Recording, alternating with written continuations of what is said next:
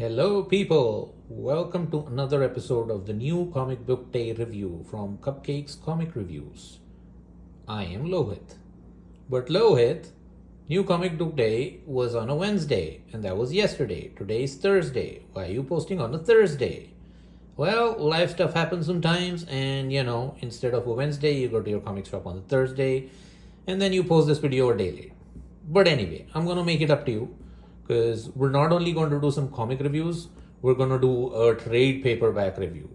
And on top of it, we've got more stuff for you. We'll do some sticker reviews. Sticker reviews? Who's interested in bloody stickers? I guess you will be. Let's see how it goes.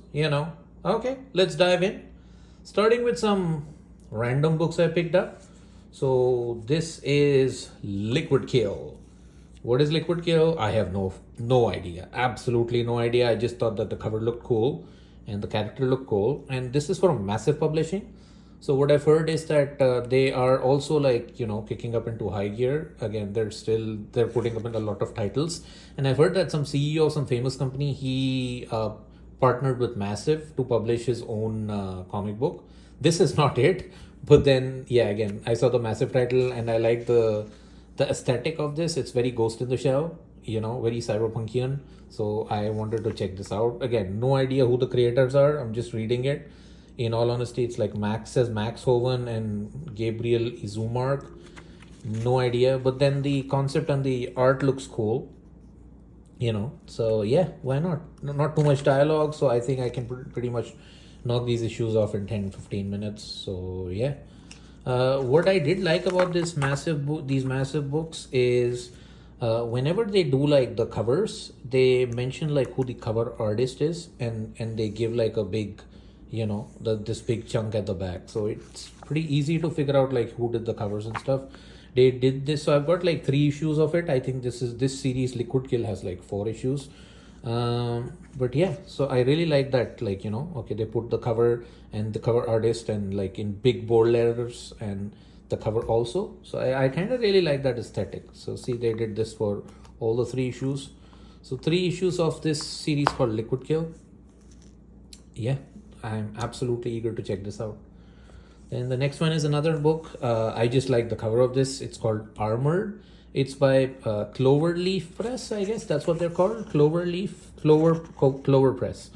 And it looked nice, man. Again, I'd have no idea on the creative team on this one. This is the first time I'm checking this out. So yeah, and it's probably issue number 4. So again, let's see. Again, the aesthetic looks dope. The art is not too bad. Again, from an indie comic perspective, this is some of the best art I've seen. So yeah. Support your indie comic creators, guys. So that's Armored for you. Then let's move on to more of our regular programming in terms of the big publishers. Starting with Captain America. So I read like couple of the starting issues of John Michael Straczynski's Captain America. It was okay, but I was not feeling it. So I think I left off after issue 6. This is issue 16. So I kind of want, I don't know, I was feeling Captain America. I wanted to read something Captain America, so I got this. Again, discontinuity never bothered me. So this is issue number 16. I'll read it. If I like it, then I'll jump back into the previous issues and I'll hunt them down and then read it. But this is one of those picks wherein like I have no clue what's going on. Thankfully they have this, so this will help me out. So yeah. Straight into the action. There's Thor and Spider-Man and whatnot. So yeah. So Captain America by JMS. I like JMS stuff, but I don't know. I didn't vibe with it. So yeah. So that's Captain America for you. And the next book is Space Ghost. So I started talking to David Pepose a lot on Blue Sky. You can follow me there. And yeah, he's doing this. He's also going to do the Captain Planet series. Going forward, and the Speed Racer series as well. So Pepose is killing it on Space Ghost. If you haven't been reading Space Ghost, it is so good, man. I mean, it is like really amazing, and every issue has been so solid. And I hope that he does the same. He brings in the same energy for Captain Planet as well as Speed Racer, because this is all like my 90s childhood growing up. So yeah, it's really really freaking awesome. All right. Then from DC we have Poison Ivy, the G. Willow Wilson. I like the story of Poison Ivy, the G. Willow Wilson stuff. I also like the Jennifer Son artwork. I have most of the covers. So yeah, it's really awesome. So yeah, very eager to check this out. This has probably been a pick of the week for a lot of people, and this is called Assorted Crisis Events. It's by Denise Camp. Denise Camp is writing the Ultimates book right now for Marvel, and he's also going to write the Absolute Manhunter book for DC Comics. So Dennis Camp is again. So the book, the way it was described to me, my couple of my friends, was that imagine like the DC crises happened, like Infinite Crisis, Final Crisis, 0 Hour Crisis in Time. All of those crises happened, and reality warped, and temporal distortion happened, and space-time continuum kind of exploded. But imagine if it was through the eyes of a regular person and not a superhero. Like, what would he feel like, with all of this happening? So this is that. It explores that. So I'm really excited for this because Dennis Camp, he can go sometimes he goes all over the places, but then sometimes he really delivers. So that's how his Ultimates run has been. Some of the issues are freaking awesome, and the others are what's going on there?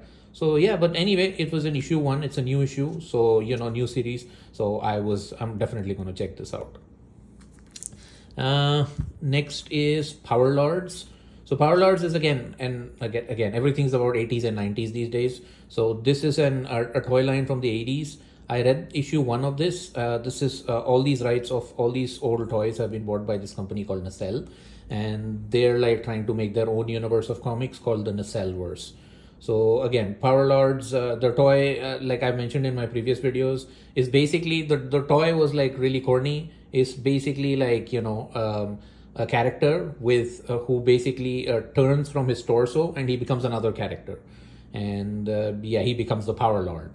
But this book has been a banger. The first issue for this is a lot of straight up interplanetary action and combat, and the characters are crazy too. This guy looks like He-Man on the top, but he's got a tank on the bottom. So yeah, the characters are amazing, and these are all these outwardly characters who are basically at each other's throats, and it's really good. It's really explosive. So very, very, very glad that I'm loving Power Lords. And if you have never checked out Power Lords, know nothing about Power Lords, I think you will still like it if you're more into Mortal Kombat, or imagine this is like Mortal Kombat, but it's every character is in the outer world or the nether world, and they just are fighting. It feels more like that, but it's really good, and I'm digging it, and I'll continue to buy this. So yeah, this is Nacelle-verse Power Lords 2. Next one is Absolute Superman number 5. So again, Absolute Superman is doing pretty well. Rafa Sandoval, Jason Aaron on the writing, and this is a Sean Murphy cover. So I kind of switched. Usually I like the Sandoval art and the Sandoval covers, but for this particular issue, I kind of switched to Sean Murphy because I absolutely adore Sean Murphy, and I think he's one of the best artists out there. So yeah, and the story's been pretty cool. Some people are not vibing with this, I've heard, but I really like it. I like this whole aesthetic of this Absolute Superman, and part of the story of taking place on Krypton and part of it on Earth, and saving all these mines and stuff. Yeah, it's working for me, man. Okay, next is Iron Man number 6. Again, I haven't been reading Iron Man. I don't know who's writing Iron Man. The only reason I bought this book is because this artwork is done by Mr. Ian Bertram. And Ian Bertram is the guy who did Precious Metal and Little Bird. And I absolutely freaking love his art. It's very cyberpunkian. It's very futuristic. All these curves. He draws Iron Man with a freaking giant sword, man. And this is a pure cover buy for me. I will read it. I will see if I like Iron Man. I doubt it, but then, again, the cover is freaking cool. This is a pure cover buy for me. Okay, next is Transformers 18. So I think if a series keeps me occupied till issue 18, that means it's a winner. And I've heard that Daniel Warren Johnson is going to drop in a couple of issues, like, I think 2025 or something, and then somebody else will take over. But as long as Daniel Warren Johnson is there and Jorge Corona is doing the artwork, I will buy this book. I will buy this book. After that, you never know with the new creative team and stuff. I'm sure they'll get somebody good, but it's got Starscream, man. That's it. Job done. You didn't even need DWJ. You didn't even need Jorge Corona, and you didn't even need Mike Spicer on the colors. You just needed to put Starscream on a cover, and I'll just buy it because I love Starscream. And yeah, sometimes that's all it takes. Okay, next one is also Energon Universe. Like, it's probably the best thing in comics these days, like, is Energon Universe. And that is Void Rivals. And this is Kirkman, Felici, and, Patricio Delphine. And this is Pythona from the G.I. Joe Cobra universe, from Cobrala. And she's in space now. So this is an awesome Pythona cover. So I wanted to obviously get this. But I've also heard that this is a very crucial issue of Void Rivals because it basically tells you why why the book is called Void Rivals. Because it's about two planets and there is a black hole called the Void in between them, and what separates them, how were they formed, and why are they at war with each other. This is a crucial Void Rivals issue. I have read all of Void Rivals. This is issue 17. So again, a book has captivated me, my interest, my enthusiasm till issue 17. There's something good about it. So I would implore everyone to check this out. So Void Rivals is really good. Is really dope. And of course, so like I said, I'm digging Energon Universe the most. I'm also digging Ghost Machine a lot. But then what I'm really digging is Conan by Mitra and by Crom. So Seventh Sword of Conan. This is, I think, from last week, but I think she didn't have it. She got her, my LCS lady, she got her shipments late. So I've got it now. And this is black and white Sabbath Sword of Conan, man. It is Conan as he's supposed to be. Completely dark and brutal, blood and guts everywhere, and booze and boobs also. So it is Conan as Conan is supposed to be. And what is special about this is Roy Thomas, this guy who created like Red Sonja and other characters, who kind of embraced what Robert E. Howard and Frank Frazetta had done before and incorporated that in the medium of like Marvel Comics, is back. So Roy Thomas is writing this, and that's probably a pretty big thing. Just for that, you probably need to get this. And I know the controversy Roy Thomas had with Wolverine and Len Wein and all of this with the ownership rights and all. But what he did for Conan, man, that is really amazing. So, just for him coming back on this book is worth the price of admission. So, yeah. So that takes care of my singles. What I also got additionally along with my singles is my first Fantagraphics book. I have never read a Fantagraphics book. This is the first one. And a friend of our channel, Taylor Talks Comics, he is one of the biggest Fantagraphics fans I ever known. So again, this comes out of his recommendation, and there's a review on his channel too. So I'll try to link his channel. The link for that would be in the video description for this one. So if you want more details on it, please check it out. What I do know, based on what Taylor has told me about this, is that this is like two sisters, and the vibe is like more like Archie comics, but then on a more serious note. And what's good about this book, what I really liked, and I did not know this, is that if you do this, if you remove the sort of dust jacket, then you see them without the sisters in their regular format. So I thought this is pretty cool, man. So some people might consider this as a gimmick, but I really enjoyed it.